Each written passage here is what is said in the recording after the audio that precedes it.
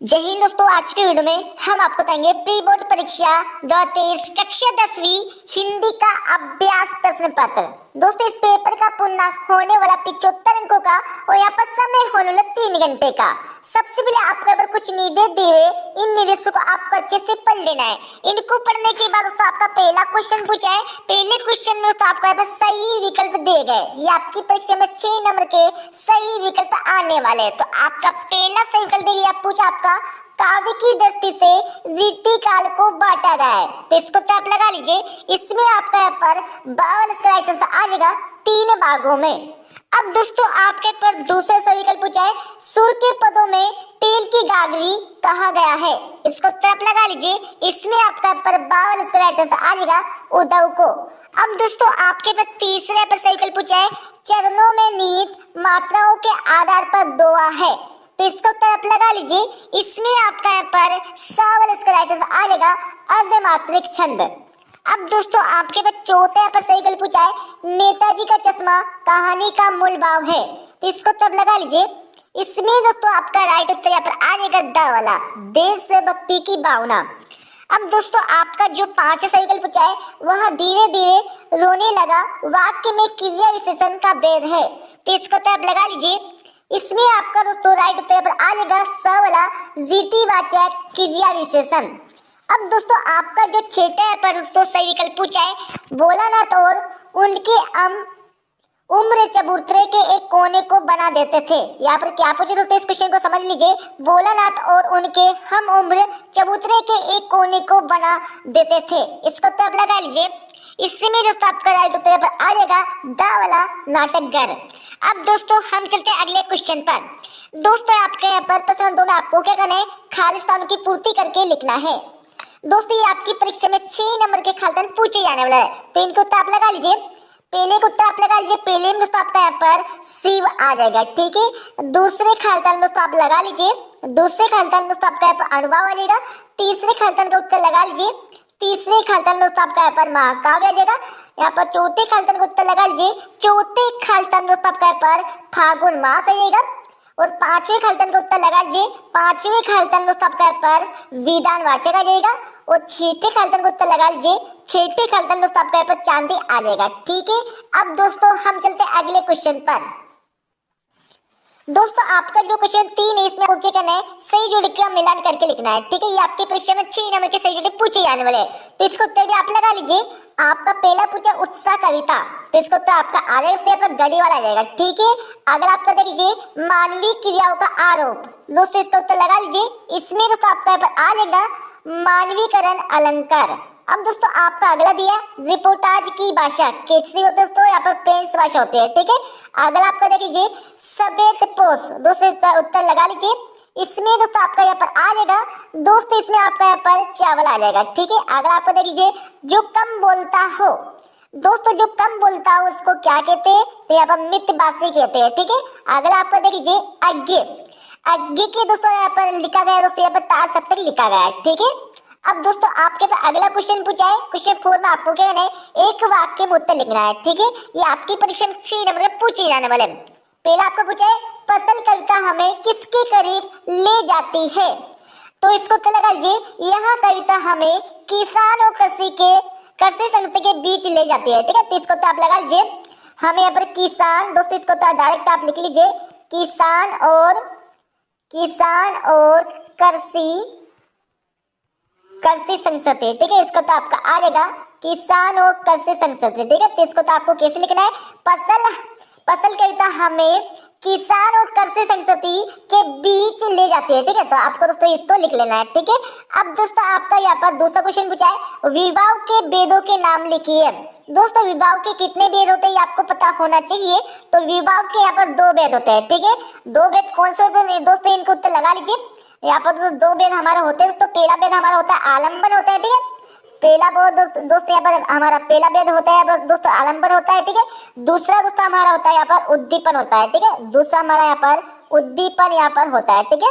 तो दोस्तों आपको इनको याद कर लेना है, ठीक है। अब दोस्तों आपके पास तीसरा क्वेश्चन पूछा है शास्त्रों में काशी किस नाम से प्रतिष्ठित है, इसका तो आप लगा लीजिए। शास्त्रों में काशी आनंद कानन नाम से प्रसिद्ध है। तो इसको तो आपका आ रहा है दोस्तों आनंद आनंद कानन। दोस्तों इसको तो आपका आ जाएगा, तीसरे उत्तर लगा लीजिए। तीसरे क्वेश्चन में आपका आ जाएगा आनंद कानन आ जाएगा, ठीक है। आनंद कानन इसमें राइट होता आ जाएगा आपके तीसरे क्वेश्चन में। अब दोस्तों आपका जो चौथा क्वेश्चन पूछा है, किस समास में प्रथम पद प्रधान एवं अव्यय होता है, तो इसको उत्तर लगा लीजिए।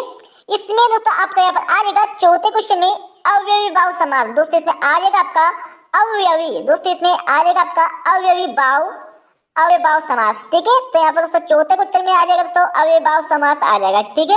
अब दोस्तों आपका जो अगला क्वेश्चन पूछा है, पांचवा क्वेश्चन, अपना हाथ जगन्नाथ लोकोक्ति का क्या अर्थ है। दोस्तों इस लोकोक्ति का क्या अर्थ है दोस्तों, ये आपको बताना है, तो इसको उत्तर आप लगा लीजिए। दोस्तों इसका उत्तर आपका आ जाएगा स्वयं का काम स्वयं करना अच्छा होता है, ठीक है। तो इसको तो आपका आ जाएगा स्वयं का काम स्वयं करना। दोस्तों इसको तो आपका आ जाएगा स्वयं का काम स्वयं करना अच्छा होता है, ठीक है। तो इसको तो आपका आए, तो यहाँ पर स्वयं का काम स्वयं करना अच्छा होता है, ठीक है। तो यहाँ पर दोस्तों इस लोकोक्ति का यहाँ पर अर्थ हो जाएगा, ठीक है। स्वयं का काम स्वयं करना अच्छा होता है, तो इसे आप पांचों का उत्तर हो जाएगा। अब दोस्तों आपका जो छठा है यहाँ पर क्वेश्चन पूछा है, भोलानाथ के पिता फूल के कटोरे में उसे क्या सान कर खिलाते थे, तो इसको तो लगा लीजिए। भोलानाथ के पिता उसे अपने हाथ से फूल धातु के एक कटोरे में गोरस मतलब दूध और भात सान कर खिलाते थे, ठीक है। तो इसको तो आपका आ जाएगा, तो यहाँ पर इसको तो आप लगा लीजिए फूल, दोस्तों इसको तो आप लगा लीजिए फूल धातु के, दोस्तों यहाँ पे इसको तो आ जाएगा फूल धातु के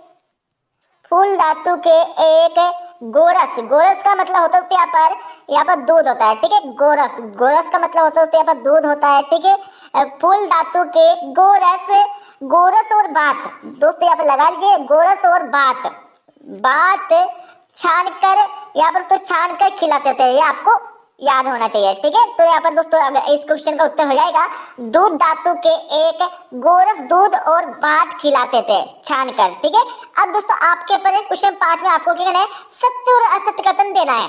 ये आपकी परीक्षा में 6 नंबर का सत्य असत्य पूछे जाने वाले, तो इनका उत्तर भी आप लगा लीजिए। दोस्तों आपका जो पहला क्वेश्चन पूछा है, मुख्य गायक की आवाज भारी व गंभीर होती है, तो बिल्कुल होती है दोस्तों, ये आपका सत्य आ जाएगा, ठीक है। आपका दूसरा क्वेश्चन पूछा है, दोहा और चौपाई वर्णिक छंद है, तो दोस्तों बिल्कुल नहीं है, तो ये आपका दोस्तों यहाँ पर गलत हो जाएगा।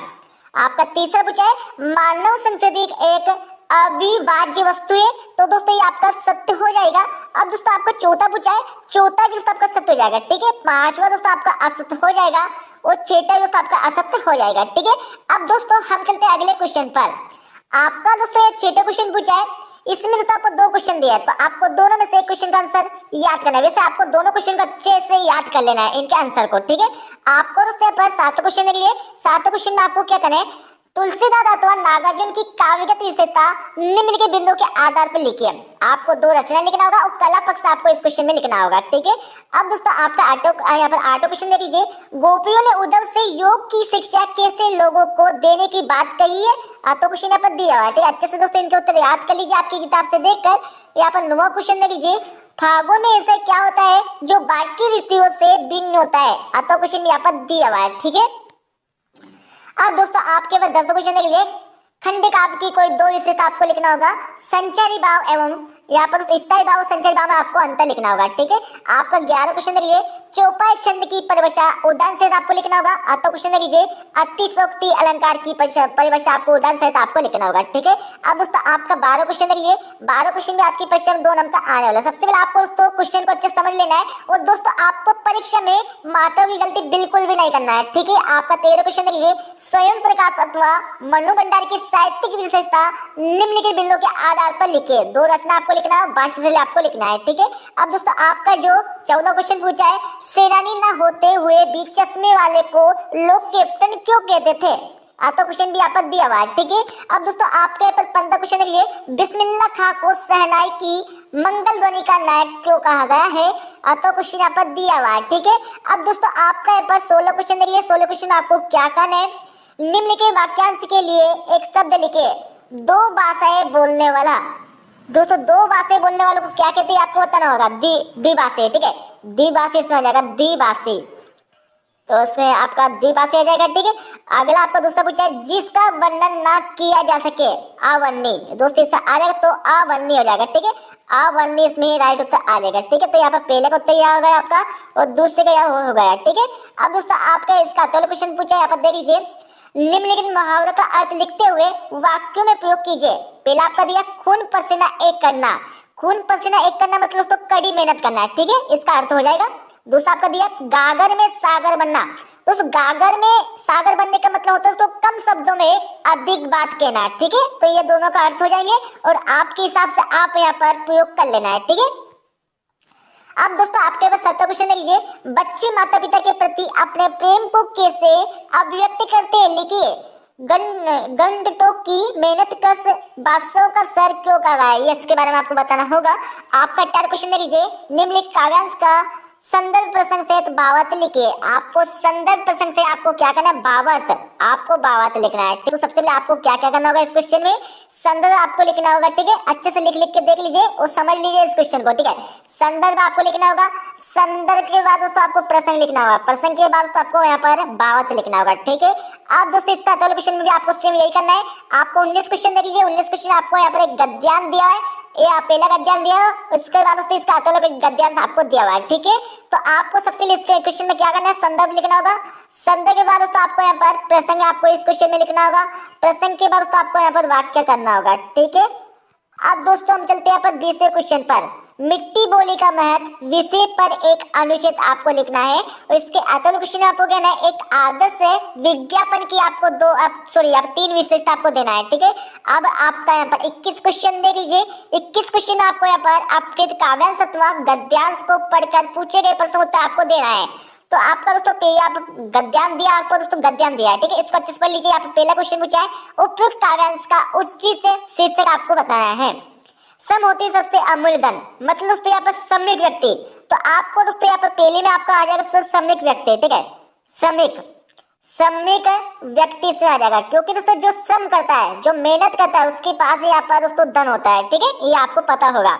दूसरा आपका दिया राजा प्रजा नहीं कुछ होता से कवि का क्या आशय है। राजा और प्रजा नहीं कुछ होता, मतलब कहने का मतलब ऐसा दोस्तों, राजा और प्रजा दोनों एक समान है, क्योंकि दोस्तों दोनों को मिट्टी में मिलकर ही जाना है। ठीक है, ये आपको पता होगा। ठीक है, तो यहाँ पर इसका उत्तर यहाँ से लेकर यहाँ तक हो जाएगा। ठीक है, आपका तीसरा क्वेश्चन पूछा है उपयुक्त काव्यांश का भावार्थ लिखिए। दोस्तों आपको जो यहाँ पर काव्यांश दिया है इसका भावार्थ आपको लिखना है। ठीक है, परीक्षा में इसका अगला क्वेश्चन में आपको कहना है दोस्तों, इसमें भी आपको एक काव्यांश दिया है, इसका अच्छे से पढ़ लीजिए। इसको पढ़ने के बाद तो आपका पहला क्वेश्चन पूछा, आप दे लीजिए उपयुक्त गद्यांश का उपयुक्त शीर्षक लिखिए। दोस्तों आपको इस गद्यांश का उचित शीर्षक लिखना है। सबसे पहले आपको समझना है कि गद्यांश किसके ऊपर है, उसके ही आपको शीर्षक निकल जाएगा। ठीक है, उसके बाद इसका दूसरे क्वेश्चन में क्या करना है, निराशा का भाव क्यों जागृत होता है।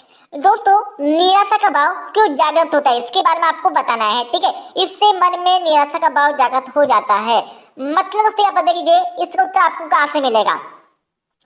दोस्तों यहाँ पर देख लीजिए कई बार लक्ष्य प्राप्ति के लिए अनेक प्रयास करने पर भी असफलता मिलती है, इससे मन में निराशा का भाव जागृत हो जाता है। ठीक है, तो ये दूसरे क्वेश्चन का उत्तर आपका हो जाएगा। ठीक है, अब आपका तीसरा क्वेश्चन पूछा है उपयुक्त गद्यांश का सारांश लिखिए। दोस्तों आपको इस गद्यांश दिया है, इसका आपको सारांश लिखना है।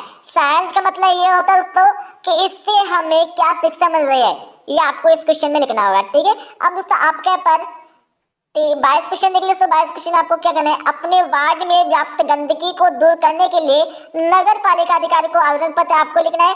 प्रातःकालीन सेल के लाभ बताते हुए अपने छोटे भाई को पत्र आपको लिखना है। यहाँ पर 23 क्वेश्चन देख लीजिए। यहाँ पर पहला, दूसरा, तीसरा, चौथा, पांचवा, आपको किसी एक विषय पर आपको दोस्तों रूपरेखा सहित आपको दोस्तों क्या करना है, इस क्वेश्चन में आपको एक निबंध लिखना है। ठीक है, किसी एक विषय पर। तो आप देख लीजिए आपकी किताब से देखकर निबंध किस तरह से लिखा जाता है। ठीक है।